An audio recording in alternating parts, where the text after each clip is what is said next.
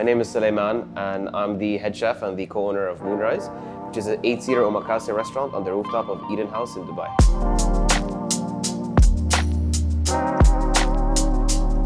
I was born and raised in Dubai. My mom is French, my dad is Syrian. I was born and raised in Dera, in Riga Road to be specific, which was a cool place to grow up in because it was where the buzz and the noise was in the 90s. I'm just 25. I'm the youngest, or one of the youngest, chef and restaurant owner in Dubai. I've never had this cooking culture in my family growing up, so for me it really came from myself. My earliest memory of me cooking was I was 4 years old. I'd wait for my mom to leave the house and go to work. I'd steal my brother's cookbook. He had this kid's cookbook and he'd hide it under his bed. When he wouldn't be at home, I'd sneak around behind him, take the book, lock the kitchen, and just make omelets and scrambled eggs and what was it called? Chocolate chip cookies. But it's just that it happened to be the thing that I picked up growing up as a kid, and I enjoyed it so much. That's how I started, from the very, very, very beginning. If you told me 1 year ago that I'm gonna own my restaurant, I would have laughed at your face. There's no way, I just kind of stumbled onto it. We had a pop-up restaurant in Serkal, and the landlord now, which is one of the owners of this building, his wife actually approached us and told us come check out my husband's building. I didn't know what to expect. I just came out of politeness because I know them, and I saw this space, and that's kind of how I ended up opening a restaurant. Definitely not planned. I'm a very hard-working person, but I'm also a very social person, and my job, unfortunately, is not the most social of jobs.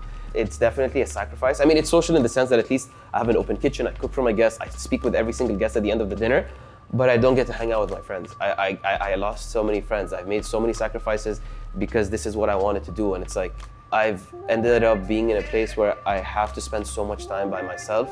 For me, work gives me a lot of satisfaction, so I would rather have a less social life, a smaller, let's say, social life, and work so much and be satisfied, than go back to my old life where I don't work that much and I'm very unsatisfied and unhappy. And something else that makes me really happy is making our guests happy. And seeing that smile on the guest's face, hearing those reactions, oh my God, that was so good, wow. This really gives you the fuel to go an extra 1,000 kilometers, even when you feel like you don't have anything left in the tank. I want to show people a new color. I want to show people something they've never seen. I want to make people feel something they've never felt. I want to show people that there is no limit to how good food can taste. For me, it's always I want every new dish has to be better than the old one, and I have to blow people away. My ambition is I want to open the best restaurant in the world, and it has to be in Dubai. I'm not doing it anywhere else, and I'm betting my whole career on it because I believe in this place so much.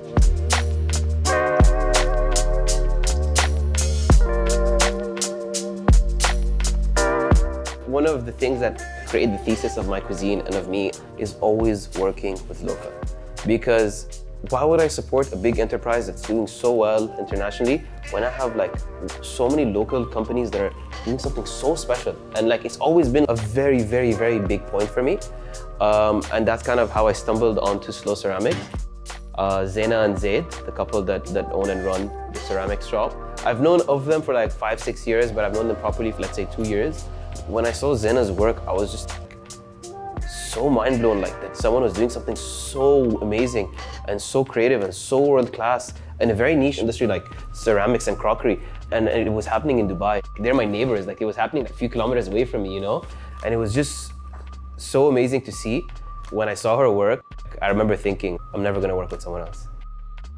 We have a very few select plates and cups that we use in our restaurant, which are from Japan, which add a lot of color and a lot of a different mood, which breaks Zaina's kind of identity, which is good because it diversifies kind of the plates we serve on. But I would say easily 90-95% of everything I work with is with Zaina and Zaid from Slow Ceramics.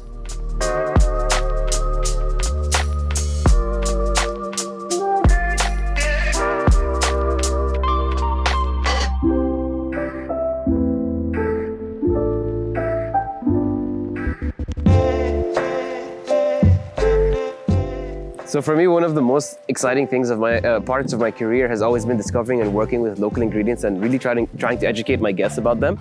And for me, always my favorite ingredient to always work with is local honey, because it has such an amazing and diverse flavor.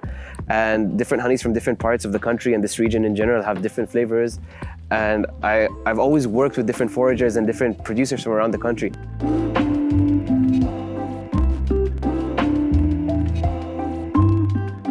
Let's talking about the hives, Yeah. especially we have traditional hives.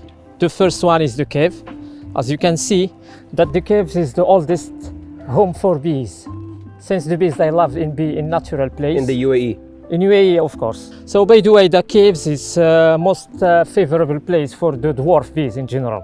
Right now, the beekeepers trying to keep bees in the trunk of palm and mud hives for them, especially those who... Right now, this is what they're doing? Yeah, those who starting that hives still have traditional way to extracting them honey.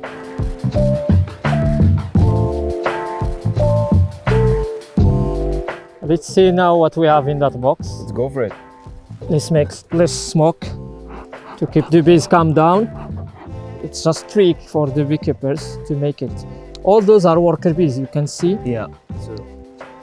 How do you know the worker bees and the drones? Drones are male bees, which are just exist during spring and summer. The most important member is the queen. Oh, Look wow. at her shape. You can just find her just like that? Look at the white dot. We make it.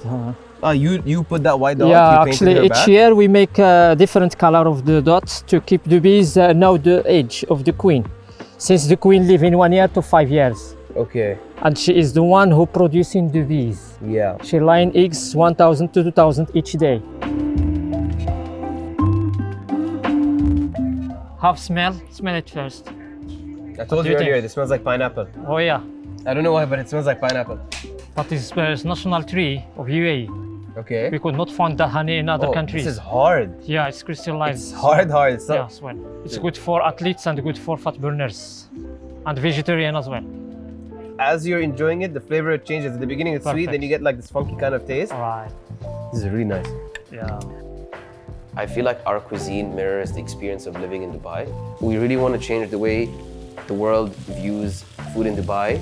And that's why we have everything from like sushi with local honey and date syrup on top, which is one of our signatures, to pani puri with foie gras and date syrup, to ceviche that tastes like fattoush, to desserts that taste like cafeteria milkshakes like Abood, it's famous milkshake. We really want to represent the city.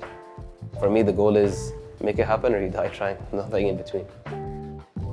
I would say that the backbone of our cuisine is definitely Japanese. I think what really informed and inspired this was like me eating a lot of Japanese growing up, not really realizing the impact it would have on me. So to sum it up, I would say 50% Japanese, 30% Middle Eastern, 20% miscellaneous, and 100% Dubai.